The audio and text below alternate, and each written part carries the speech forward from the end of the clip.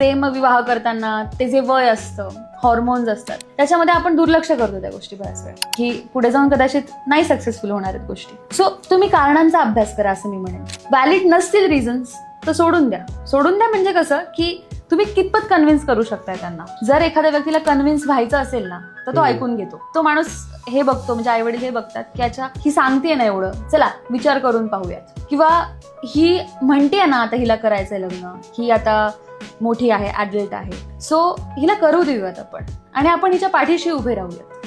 So हा पण एक मॅच्युअर पर्स्पेक्टिव्ह काही पालकांचा असतो, जो असायला हवा खरं तर. आणि तशा लेवलला पालकांशी डिस्कशन जर तुम्ही करू शकलात, डिस्कशन म्हणजे त्यांना पटवून देऊ शकलात एखादी गोष्ट, तर मग मला वाटतं की हे पॉसिबल आहे. बट अदरवाईज ज्यांना नाही ऐकायचं, ज्यांनी ठरवून ठेवलंय की ही लहान आहे आणि त्यांचा इगो कुठेतरी मध्ये येतो की नाही, म्हणजे हिने काही सांगितलं ना, आणि कितीही चांगला मुलगा आहे तरी पण आम्ही नाहीच म्हणणार आहे कारण हिने आणला तो मुलगा, हा पण एक इगो असतो. अशा पालकांना नाही तुम्ही समजावू शकत, मला असं वाटतं. सो अशा वेळी तुम्हाला जो योग्य वाटतो तो निर्णय तुम्ही घ्या.